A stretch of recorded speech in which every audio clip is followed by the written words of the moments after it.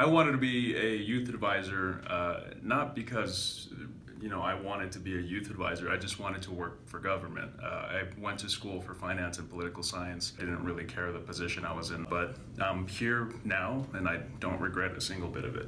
I chose to do it because I took a gap year from high school before college, and I really thought that in addition to my other job as a server, it would be a good thing for me to get into in the office environment, even though I didn't want to be that person who sits in an office all the time and worked on papers, but now I really love it and it's really shaped who I am. I'm getting all of this experience, mainly job and working. I'm still a college student, so I'm still going to school. My end result is to do something with the health fields or healthcare in general. Being a youth advisor at CDPHE, where it's talking about the health aspects, health policies, kind of the healthcare systems in general, that's big on its own. Right now, I'm actually doing this as kind of part-time job, but I hope to actually rework it into a full-time career once I'm done with school. Having a youth advisor position here, that hit on my goal. It's kind of okay, I have an in to the end result I want to do. I always think about what I can connect to as a career and for my passion as well. With it being a very big deal as it being a state job, then it looks great on my resume. So as a young person, it's I'm setting my own self up for success in the future. No matter what type of work I'm doing, I want to be able to engage youth in a meaningful way.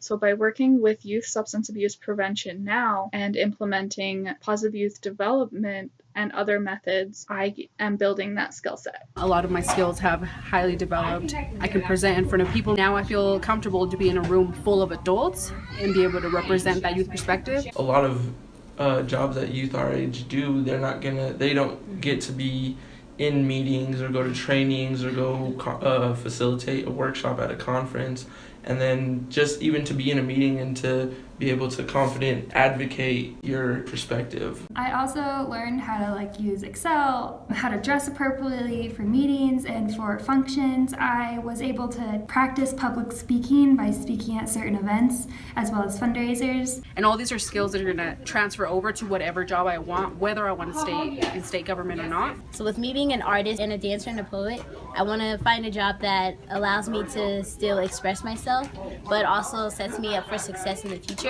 And so being a youth advisor has definitely done that, especially with connecting it to my poetry. And so I'm able to, as a poet, I'm able to use my art and use my voice. I also like how I'm able to be, unique and kind of bring my own creativity to the job. I'm also helping out not only the community, but also the state as well. When I joined the Eagle River Youth Coalition, I saw that I was making a difference, which is what I've always wanted to do in my life. And you're getting your voice heard out there as a young person. You're giving a portal to the rest of your youth. You may not represent all of them and you may not be as diverse as everyone you know. However, you're giving them a voice and you can take their thoughts and opinions back to the adults who make the decisions because you are now a decision maker. What I like most about being a youth advisor is being able to advocate for different social justice issues.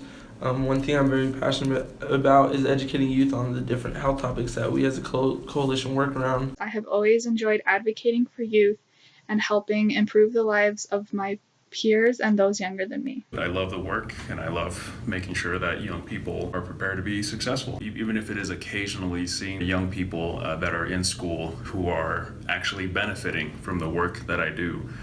Whether it be creating a resource map or being a youth mental health first aid trainer while I was a youth liaison, or now when I'm trying to build the first of its kind marijuana educational resource bank for the state of Colorado. And that's something that a lot of other youth advisors tend to share. I also really think that it should be a paid position. It is a strong motivator because it does feel like a job position and it does feel more adult and you want to help, but you're also working towards your career.